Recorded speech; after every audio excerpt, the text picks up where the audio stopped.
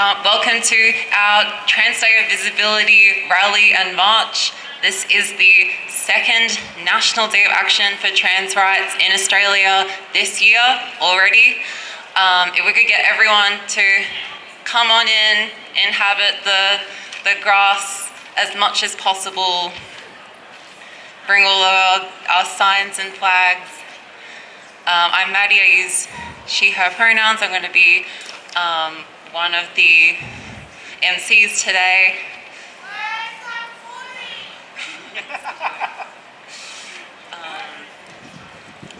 First, I'm going to do a quick acknowledgement of country before we get into housekeeping.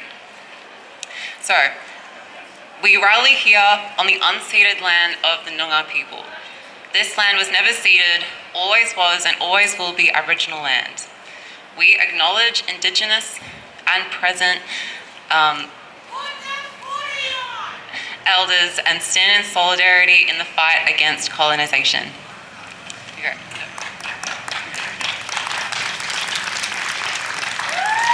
Give it up. yeah, footy later. I'm Phoebe, my pronouns are she, her. I'm an anti-poverty advocate, and I'm fucking tired of the way we get treated.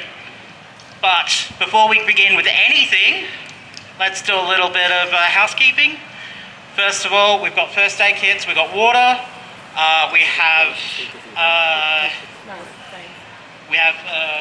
emergency escape.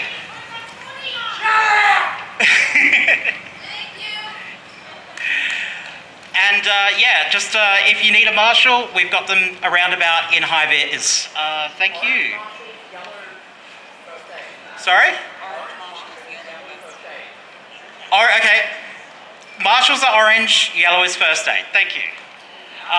Who we got first?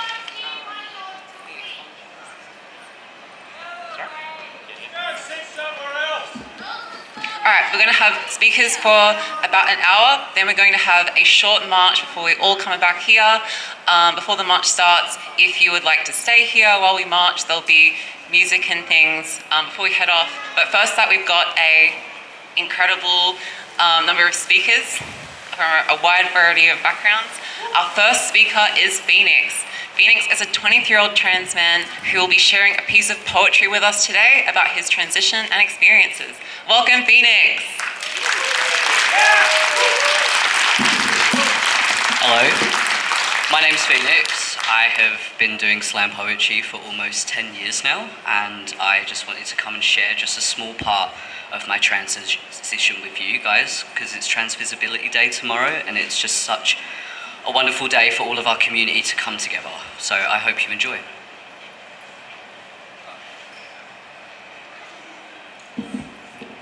"10 years in the community. It feels like just yesterday I was in that bathroom with my brother's beard clippers, cutting off the first thing that started my transition. My hair, my beautiful luscious long hair as my mother would put it. I was her brunette Rapunzel, but I wanted to be her Flynn Rider. Tears streaming down her face because she lost a piece of me that day, whereas I gained a part of my self-worth as the hair gracefully fell to the ground. Support. Well, me, myself, and I did well for those first few years. I had his back, and he had mine. He'd be my shoulder, I'd wipe his tears.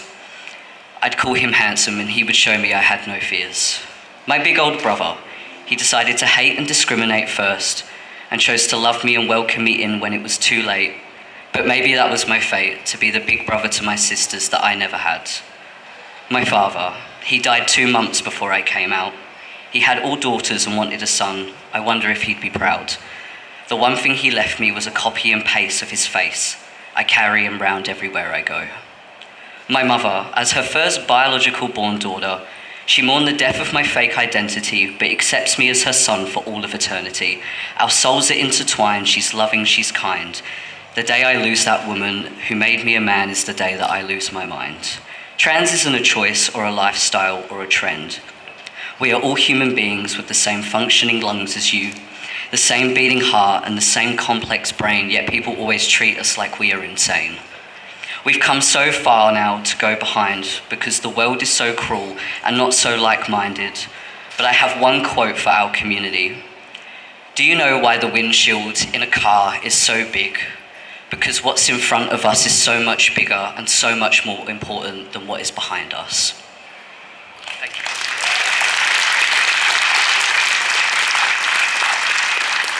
Thank you, Phoenix. That was incredible.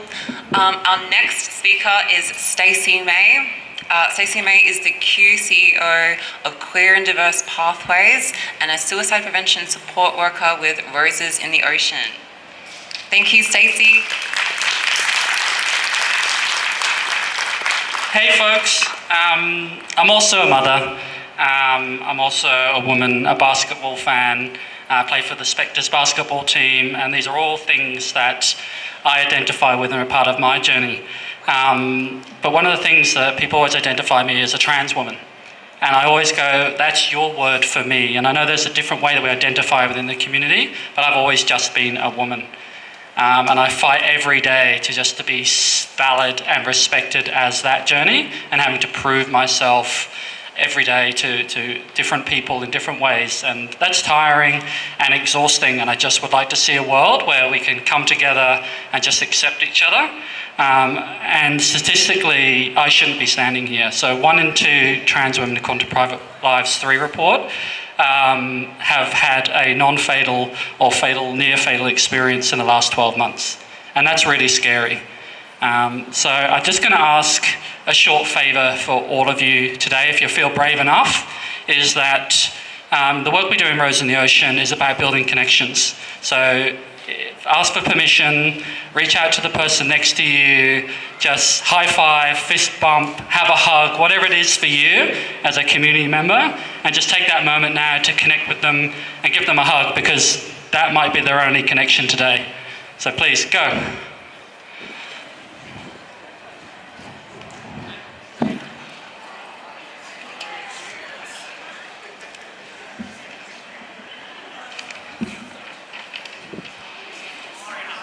Oh, look at that, beautiful folks. So if you haven't had somebody or need somebody to connect with, come and see me afterwards. I'll give you a hug, a kiss on the cheeks, run around naked in the water, whatever it is for you, I will happily do that to create connection for you today. So it's a terrifying concept for our system that is built on paternalistic structures of power. It can't find or create enough boxes for our community. Because we are so beautiful, so powerful, and so just queer. I like to refer it to like nature, but it's not about the hedgerows or the straight roads or the systems and buildings we build. It's actually about the gardens and the meadows that exist. It's a ride of colour. The creeping vines and the windblown seeds that kind of fall in the cracks in the pavement and grow anyway. That's what community is, and that's what the beauty of our community is. So we don't need to ask for permission, we're just here. And our young people and our older generations just deserve to be left to blossom and enjoy their journey. So next time you go into a room or a space, just remember that, your safety is everyone's safety. Your freedom to be authentic is everyone's freedom too. And just hold on to that when you feel scared or feel safe, or even just feeling vulnerable. I have a life now that I never thought possible, and that dream is real for me because we do the work we're doing here today. So thanks everybody, thanks for hearing me speak, and keep fighting.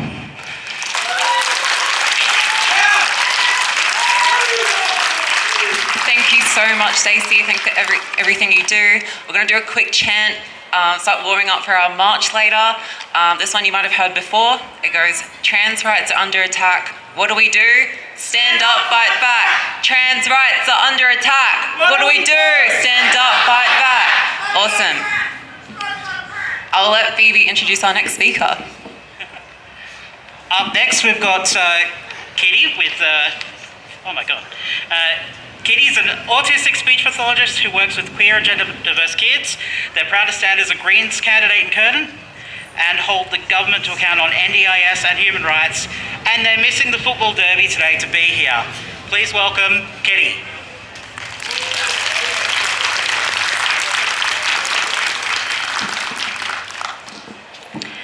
Hey everyone, I'm Kitty. As Phoebe said, I am a Greens candidate, I am a healthcare worker, and I am queer as fuck.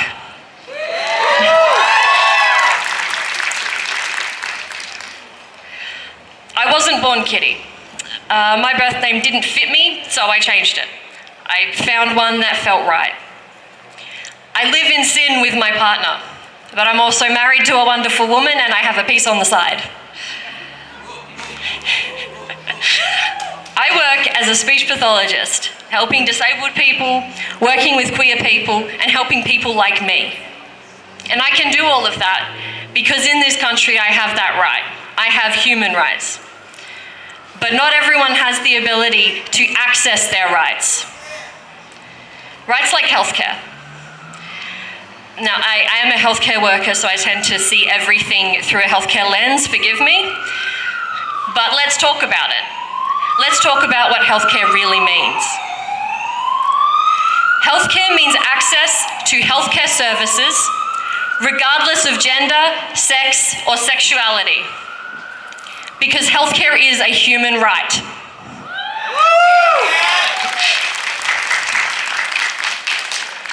Healthcare means access to gender-affirming care through Medicare.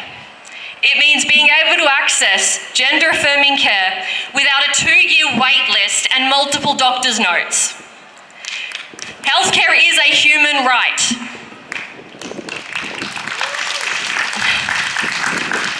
Healthcare means decriminalising sex work. Decriminalising sex work drastically reduces rates of HIV and other STDs, and it drastically reduces rates of violence, including state violence.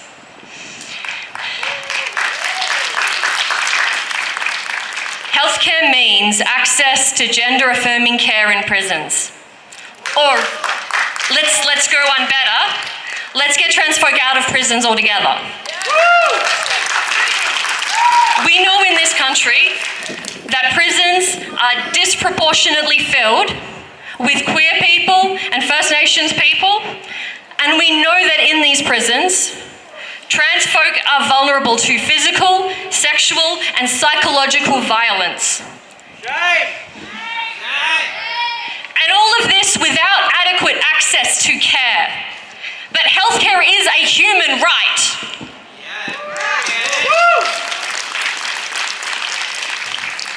Friends, we have been fighting this fight for too long. For too long, we have been waiting for our government to step up and actually do something to help our community. We have waited for years for equal access to surrogacy, for a ban on harmful conversion practices. We want our government to protect and expand gender-affirming care, including getting it into Medicare.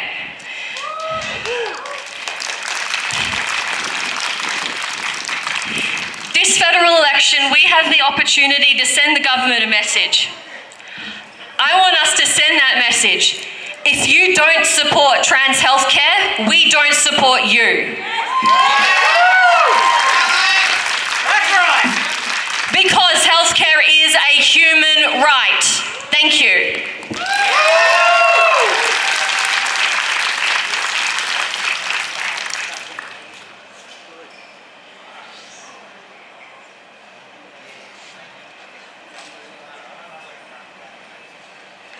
Thank you so much, Kitty.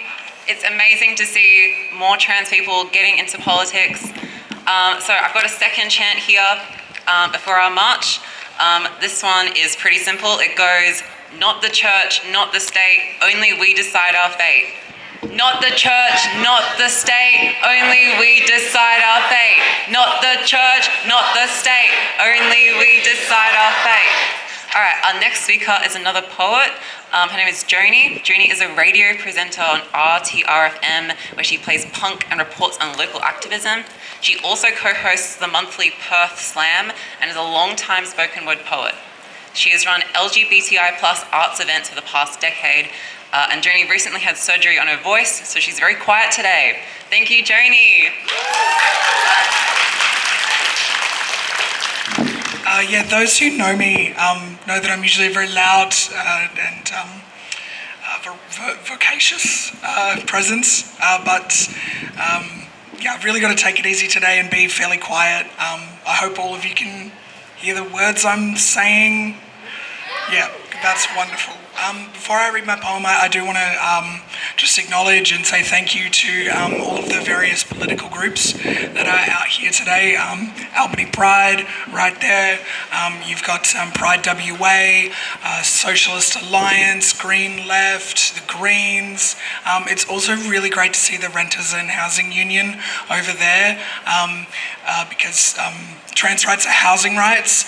We're one of the most unhoused homeless groups, and it's really great to see just different coalitions.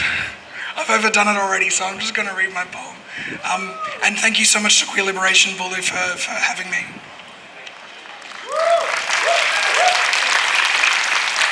I love all my trans siblings. I love all my trans siblings, my trans brothers, but this one is mostly about my sisters. To the girl I see at gigs sometimes, to the girl at backyard shows, less shy every time, to the girls who threw the bricks that built the houses, to the girl who burns punk, whose pages blaze with irreverent gayness, our sweat on the Dong Fang fish pub mosh pit floor. To the furry hackers stealing military secrets and streaming it for collectivized cash. To the doctor who taught my doctor, who stole keys from gatekeepers. To the girl whose wife wouldn't let her dress up to host the fundraiser. She wore a scowl all night and you, eyeliner and pride. To the girl who asked to share a smoke in my old body's safety on her first time out in a skirt. To the girl who was my first boy before we both knew.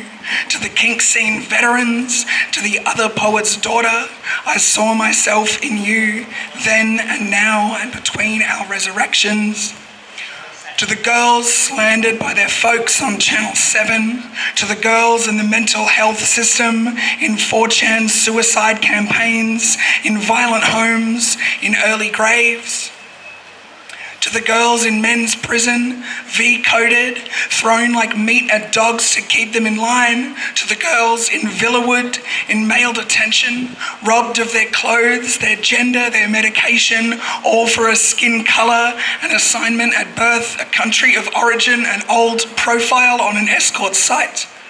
To the girls who never knew, who died on waiting lists, who died for disgust, who died for male pride. To the long list of girls we've lost and girls they've forgotten. To the girl I see at gigs sometimes, you look great tonight. You are not a failed man. You are not a threat or a thief. You are stunning, a flower on fire. Sorry, I'm a bit awkward. I'm just so stoked to see you, to see us, to see our grace and courage. Your body will be free, I promise. Your heart will be full, I promise. Your rage will be holy, I promise. Your hope will be pure, I promise. Your life will be lived, I promise. Thank you.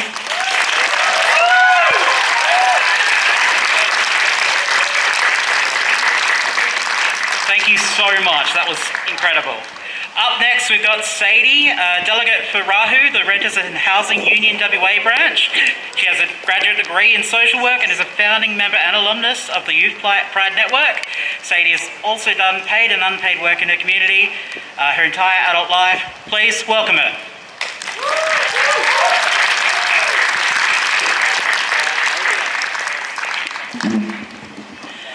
Before I begin today, I want to acknowledge that we're speaking on unceded Whadjuk Noongar land and pay respects to sister girls and brother boys. Always was and always will be is not just something we say, it's serious. As settlers, we are currently occupying 200 plus Indigenous nations, and we need to come to terms with the fact that the gender binary we are fighting against is an integral part of the colony we live in. It's 2025. Right now, we are witnessing the rise of fascism across the world. Our politicians do nothing about climate change while we can barely afford food to eat. They materially support the genocide in Gaza while attacking our rights at home. They allow a pandemic to continue because they value profit over the lives of disabled people. While all of this is going on, trans folks are being used as a scapegoat, a distraction to make folks angry while our systems continue to harm and disempower us. We are being made out as a boogeyman so that others don't pay attention to the destruction of our world. These issues are all connected. Don't let anyone dare make you think that you can isolate one issue. Like when we talk about trans issues, we must be talking about settler colonialism. We must be talking about race. We must be talking about ableism, and we must be talking about class and poverty.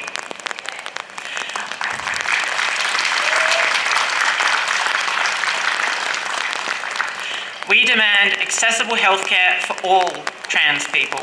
Unless healthcare is free, it's not accessible, it's just an easy privilege for the rich. Imagine for a second, you're a trans woman who works 4 days a week at her retail job. You're white, able-bodied, and at your job, you're harassed by customers, misgendered, and just told to suck it up by your boss. You could complain, but if you lose this job, you're homeless. And at the end of every fortnight, 60% of your income is siphoned away to your landlord just so you're not homeless for 2 weeks and he can buy a BMW. The rest of your pay is spent on just keeping yourself alive. There is no budget for gender-affirming care. If healthcare isn't free, this person doesn't have accessible healthcare.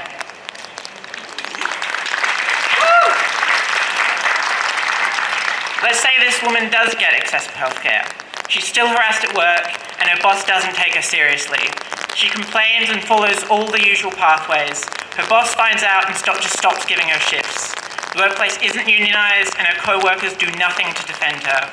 This woman doesn't have the same access to rights and protections, no matter what it is on paper. Her boss wields immense power over whether she is homeless or not. Unless her and her colleagues fought back on the ground, no rights on paper matter. As we move out and think more broadly, the situation is bleak, and we need to start thinking about all of this differently. We can't assume that the same systems built on genocide and the occupation of Indigenous people, the exploitation of the working class, and marginalisation of disabled folk are going to suddenly start caring about us. As Assata Shakur, a Black Panther, put it, nobody in the world, nobody in history has ever gotten their freedom by appealing to the moral sense of the people that were oppressing them. We can't resist this alone. Together, we are strong.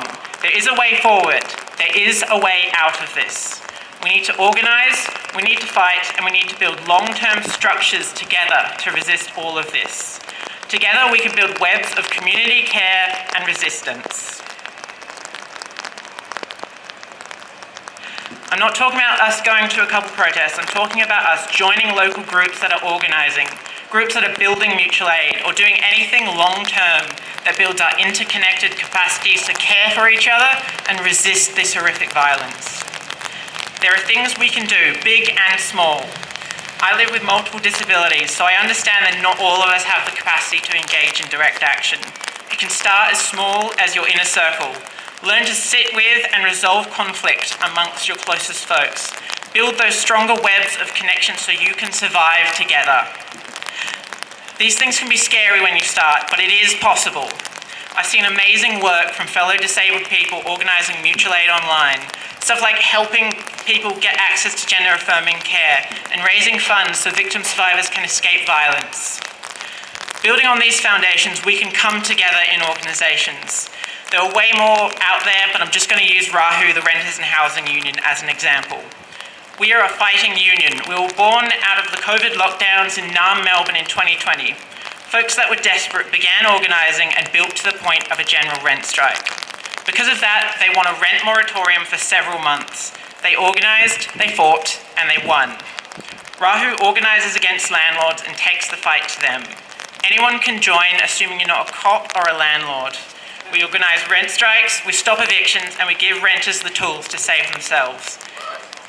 Everyone of different capacities has a place, from those who can just pay dues to those that have niche skills like IT and love art, all the way to those that can engage in direct action like rent strikes and occupations. Another example I have is of friends of mine that run a group called Waliala Action. They fundraise every week for mutual aid by selling stickers, giving away free educational zines and clothes. You can start small with these things, but you need to start. As we build these foundations, we are committing to long-term organising, not short-term mobilising where you go to an event or two. There is a way out of all of this. It's not begging for scraps from our oppressors, it's building community and fighting for a better world. We have a world to win.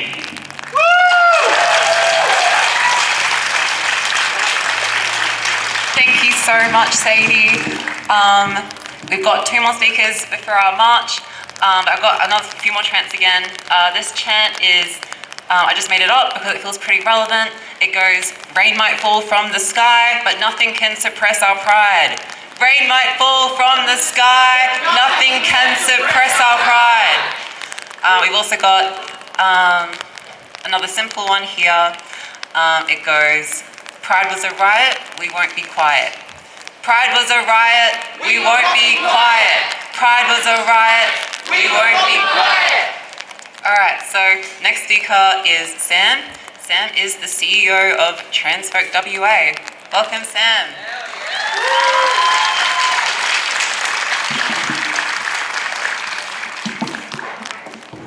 Hi everyone.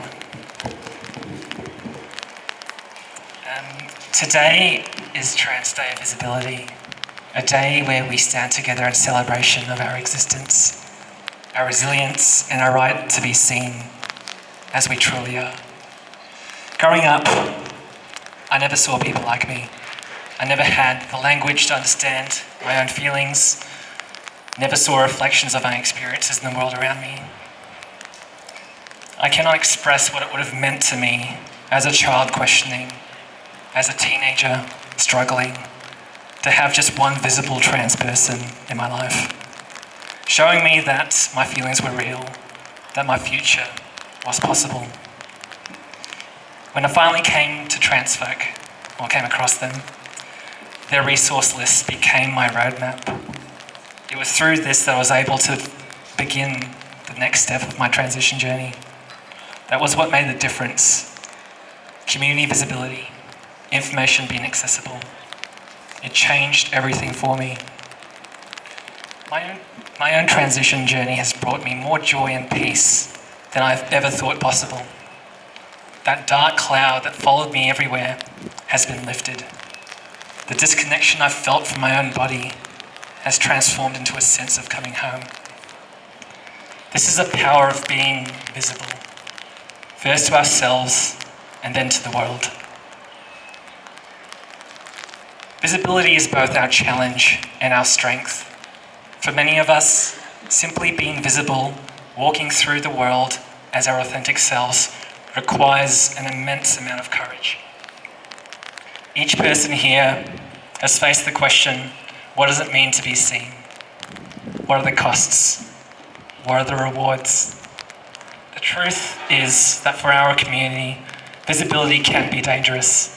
We live in a time where our very existence is debated in parliaments, in the media, in classrooms, as if our humanity was something that could be voted on or legislated away. For such a small community, there is such an overwhelming spotlight on us, often harshest when we are at our most vulnerable. But visibility is our power.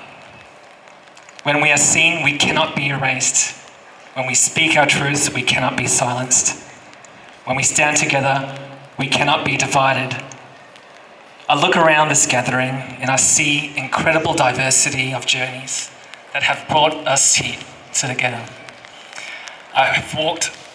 Some have walked along winding roads to discover themselves. Others have known from their earliest memories. Some have found acceptance easily. Others have lost everything to be who they are. Some are just beginning. Others have been living authentically for decades. It is this diversity of experience that makes our community so extraordinary. Each person here brings wisdom they have earned, the resilience they have forged, and the love they have cultivated against all odds. Together, we form something remarkable, a community built not on similarity, but on the profound understanding of difference.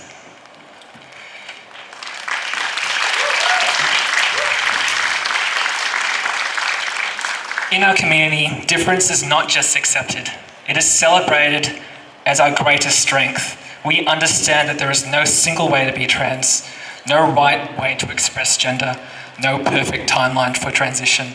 We honour each person's unique path. And this is why our community spaces and support networks must remain open to all. In these times of uncertainty and struggle, when politicians are targeting us, when access to healthcare is threatened, when housing is precarious, we must hold tight to one another. The peer support and advocacy that organisations like ours, Transfolk, provides is not just a luxury, it's a lifeline. Having someone who understands your journey, who can help amplify your voice when the system fails us, who can simply be there when the world feels so overwhelming. These connections are vital and they exist for everyone in our community without exception. No matter your age, your background, your journey, your needs, you belong here, and we stand alongside of you all. I want to speak now to those who might be watching from the shadows, those who haven't yet found the courage to safely step into visibility. We see you, we honour you, your identity is valid. Whether you share it with the world or hold it close to your heart, there is no timeline for your journey, and you are already a beloved part of this community. For those struggling under the weight of isolation or fear, know that we are here, our doors are open, our hands are extended. You do not need to face these challenges alone. In our community, solidarity is not just a word, it is a practice, a promise, a way of moving through the world. We stand in solidarity not with each other, but with all communities fighting for liberation. We recognise our struggles are interconnected, that the systems that oppress us are the same systems that oppress many others. Our vision of freedom must include everyone, or includes no one at all.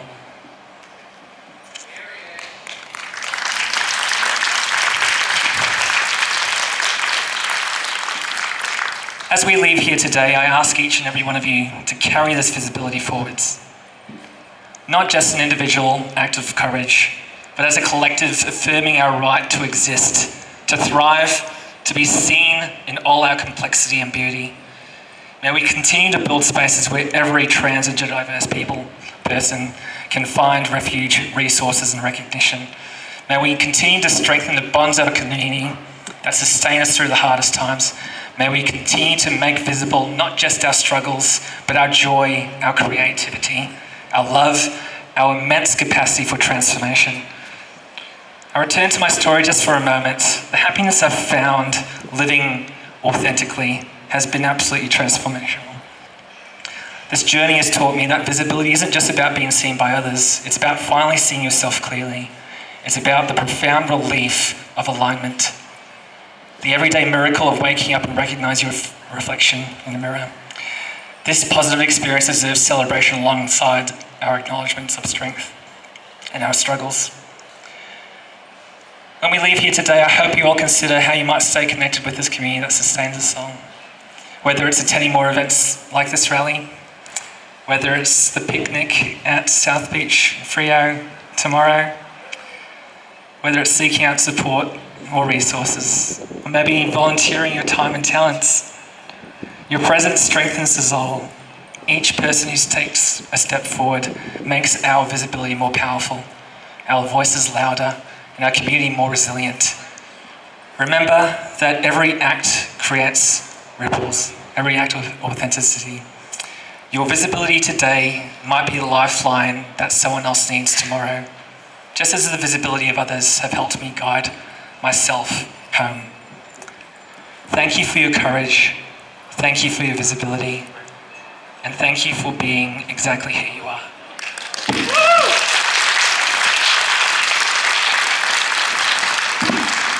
Thank you, Sam. Sam from Transfolk. Up next, finally even, we've got Danica here. She's a comrade in Socialist Alternative, known for being part of organising critical protests against the far right, something that not all of us can do, but important work. Please, give it up for Danica.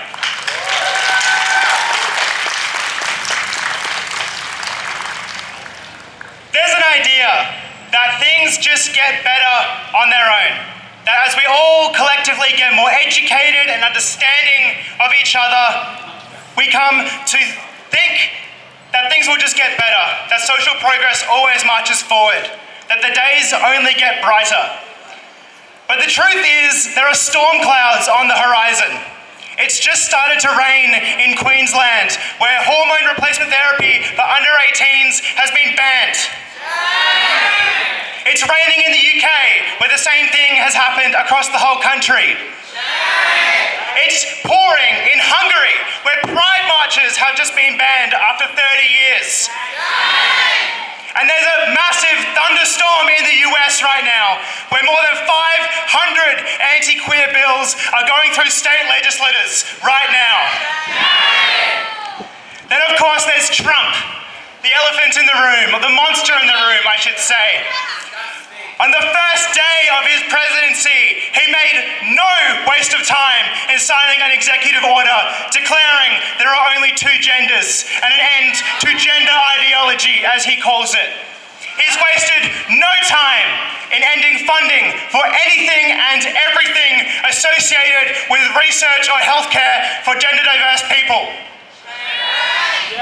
Then of course there's Elon Musk, the world's richest man, who considers his transgender daughter dead to him because she wasn't a man like he wanted with the other 12 of his children. And when the world's richest man on the world's biggest platform can perform not one but two Nazi salutes, I don't think he can tell me that things only get better. The truth is that things only go forward, things only get better when we fight for them. We only have the rights and the recognition and the acceptance that we have now because of the movements that started in 1969 at the Stonewall Rebellion. Because of the movements in Australia that started in 1978 at the first Sydney Mardi Gras, where it was not glitter that ran through the streets of Sydney, it was blood.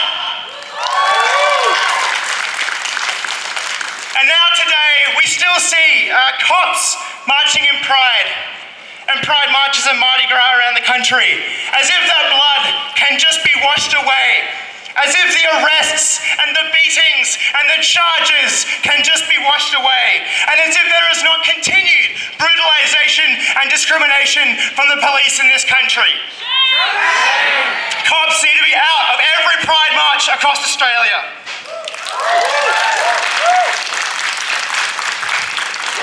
They're not the only ones who march though. There's also big fossil fuel companies like Woodside and Rio Tinto who want to pinkwash their climate crimes and convince us that maybe there could be some pride on a dead planet.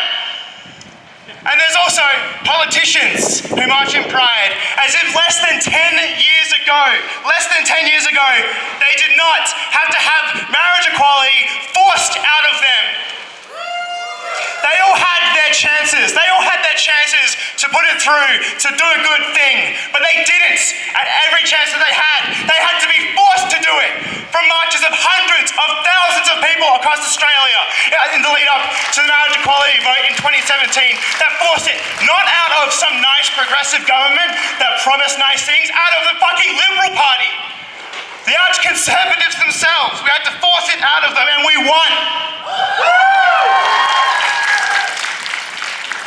And so what can we take from that? What lesson can we take from that?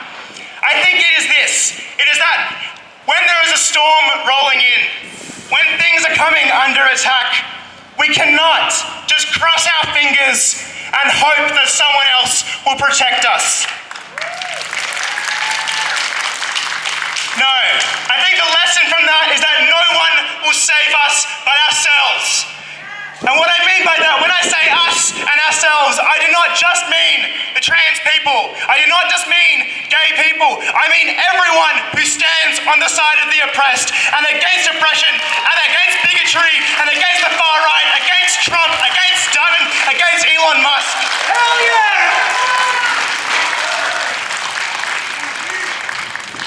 So if we're going to weather this storm and see a brighter day on the other side, it's not going to happen automatically. We have to fight for it. And that's the thing that we have to take away from today. We cannot just passively sit by and just bury our heads in the sand. We have to fight if we want to win. Woo! Danica, for that powerful speech. We're almost ready to march. Just a few things. Firstly, I just want to say to all of our volunteers and speakers after the march, if you could please just come over here generally so we can just give everyone a thanks and maybe get a photo. Before we march, I'm going to go through some of our chants. Trans rights are under attack. What do we do? Stand up for our back! Trans rights are under attack. What do we do? Stand up for our back! Not the church, not the state. Only we decide our fate. Not the church, not the state. Only we decide our fate. Not the church, not the state. Only we decide our fate. Pride was a riot, we won't be quiet. Pride was a riot, we won't be quiet. Pride was a riot, we won't be quiet. Pride was a riot, we won't be quiet. All right, we're going to be doing a circular march around the block. We'll be coming back here. If you don't feel like marching, that's okay. We'll have some chill music on the speakers and everyone will be coming back after that. So yeah, follow the marshals. They will direct us and keep chanting. Woo!